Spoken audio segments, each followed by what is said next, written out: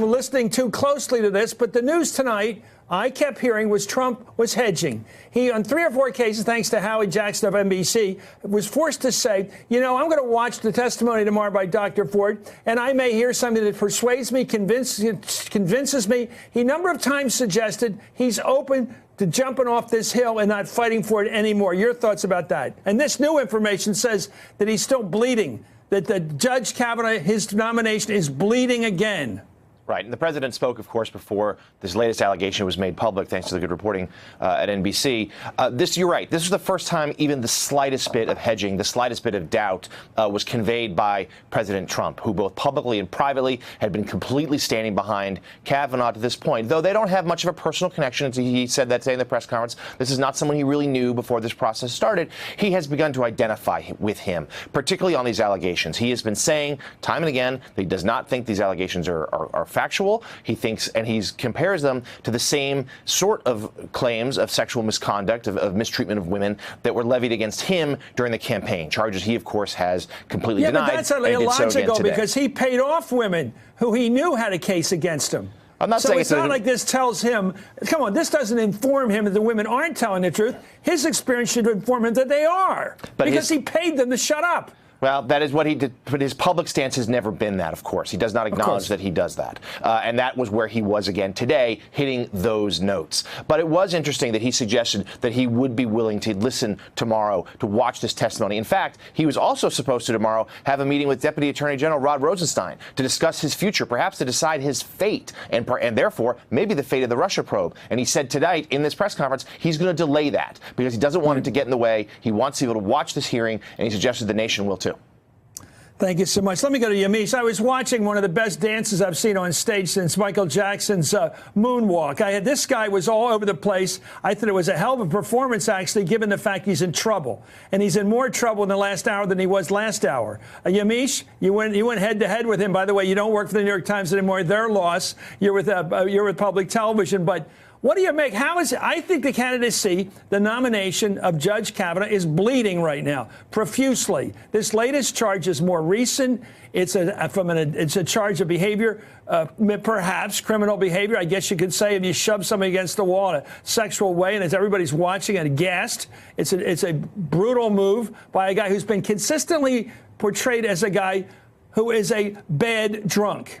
That's the story we keep getting. A Dr. Jekyll, Mr. Hyde thing. Pleasant guy in the office. Put him out at a bar for a couple hours. He's Mr. Hyde. He gets very aggressive, belligerent. People know people like that. And this is fitting that image tonight with this latest story. Well, one of the most important things that came out of this hour and 20-minute press conference was President Trump saying, I reserve the right to withdraw my nomination of Brett Kavanaugh if what I see tomorrow moves me. That means that President Trump gave himself an out. And we all know that President Trump goes with his gut. He can be impulsive. He can completely ignore his advisors. So even if the people in the White House are saying we just need to stick with this guy for as long as we can, President Trump could look at him tomorrow and say, you know what, I think he's a loser and I don't want to be with him anymore. And I don't want my legacy to be tied to this man. On top of that, President Trump is saying he feels a kinship to Brett Kavanaugh because the president himself has been accused of inappropriate sexual behavior. So he's watching this with rose-colored glasses in some way because he's saying, well, you know what? Everybody in this country is guilty until proven innocent, and I don't want to be someone that's hard on Brett Kavanaugh. But I think Brett Kavanaugh, if he was listening closely, he heard the president say, when I see you tomorrow, if you don't look like someone I want to nominate, I will stop nominating you. Let me go to Mike Murphy, a political hand who knows what he's talking about. Mike, I just heard the door open, the trap door. He's looking for an escape route tonight, the president. I don't know what you heard. Yeah, that was my take, too. I think in many ways it was an amazingly incoherent press conference. But on this, I think the subtext was pretty clear. He was full of grievance against the idea of these women coming forward. But he was expressing that while strapping on an extremely big escape parachute and opening the plane door. So it looked to me like he was winding up to have an option to take a walk from this thing. And I think tomorrow is going to be one of the great I don't know if it's going to really be a fact-finding mission. It's going to be one of the great shows of American politics, and I think the president set himself up to bail out on the nomination tonight. We'll see what he does. Let's talk nasty, tough, numerical politics, arithmetic.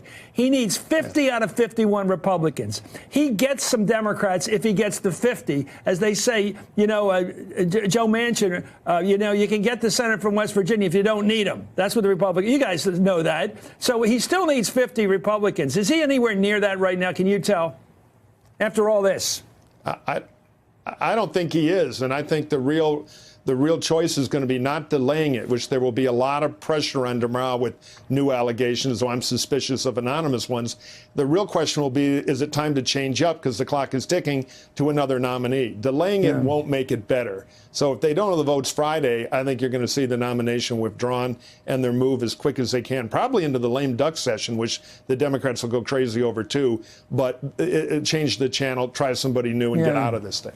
And to help with the base, he may go with somebody even further right and say, see what you lefties did to me? You made me go further right. I can figure some games still to be played by him. Anyway, in her bombshell declaration, Julie Swetnick, that's the third accuser who came out today in a sworn declaration, alleges that she witnessed efforts by Mark Judge, Brett Kavanaugh, the usual pair, and others to cause girls to become inebriated and disoriented so they could then be gang raped in a room.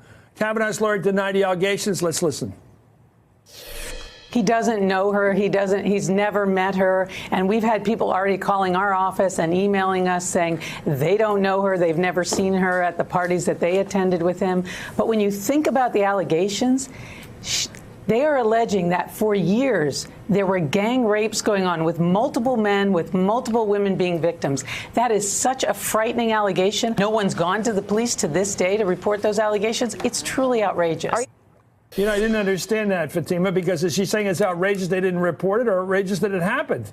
Well, anyway, earlier this week, the New Yorker magazine spoke to Mark Judge's former girlfriend, who said that he had told her ashamedly of an incident that involved him and other boys taking turns having sex with a drunk woman. Well, today, the Washington Post is reporting that she is willing to share her story with the FBI as part of a reopened background investigation into Kavanaugh. This is bleeding. It is. But, unfortunately, we know that 1 in 3 high school girls say they've experienced some form of sexual assault. So it is outrageous, but it actually happens. It happened then, and it happened now. So is that what the lawyer meant there? Did she mean it was outrageous that it happened, or that it got reported, or it didn't happen? Well, some of it is it's outrageous that something like that could have happened, and some of that is feeding into what Trump has already been saying is the why didn't they report if it actually happened? That sort of victim blaming, either subtle or not so subtle, has been happening over the last. Hey there, I'm Chris Hayes from MSNBC. Thanks for watching MSNBC on YouTube. If you want to keep up to date with the videos we're putting out, you can click subscribe just below me or click over on this list to see lots of other great videos.